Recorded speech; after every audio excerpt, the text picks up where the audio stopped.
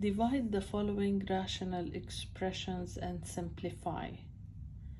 When we want to divide rational expressions, we will use the same mechanism of dividing fractions, which is keep, change, flip. So A over B divided by C over D is equal to A over B multiplied by D over C. So this is equal to AD over BC. So this is the rule that we will use in order to divide rational expressions. We need to keep in mind that every time we're dealing with rational expressions, we have to mention the excluded values because we cannot have a zero in the denominator. So looking at part A, we have here x minus 2.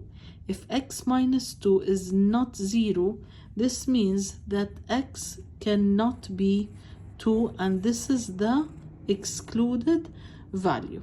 So following the rule that we have spoken about here, this is equal to x plus 4 divided by x minus 2 multiplied by, we need to flip this, so it will be x minus 2 divided by x minus 3. Now, to multiply fractions, we will multiply numerator by numerator, denominator by denominator. So this is equal to x plus 4 multiplied by x minus 2 divided by x minus 2 multiplied by x minus 3.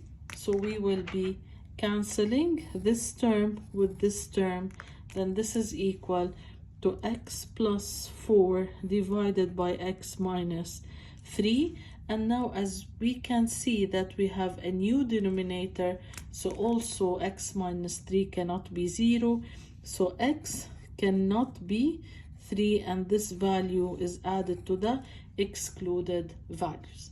To work out the second question, which is a little bit challenging since we have here squared binomials in the numerator and denominator, and here we have a linear binomial and a quadratic trinomial. So the first step is to find the excluded values. X squared minus 1 is different from 0. It means that x is different from plus minus 1. And if we're looking at x squared minus 2x plus 1, then this is equal to x minus 1 all squared.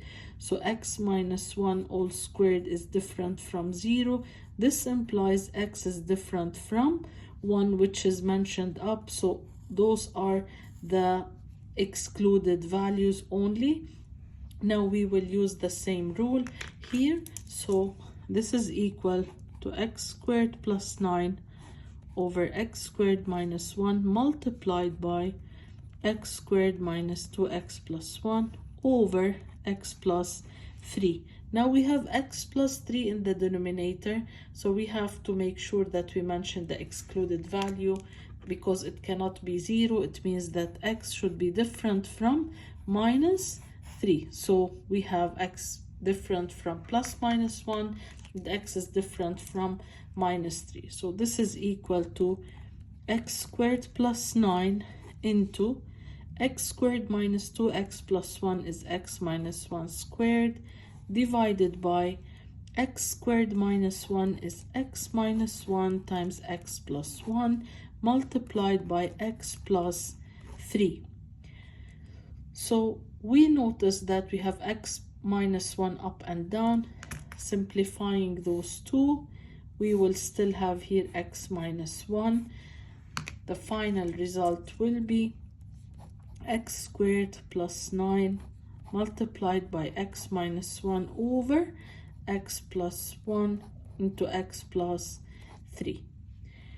We have a trick that we need to be very careful about, which enabled us to factorize x minus 1, but it did not enable us to factorize x squared plus 9. Our identity says that a squared minus b squared is equal to a minus b into a plus b.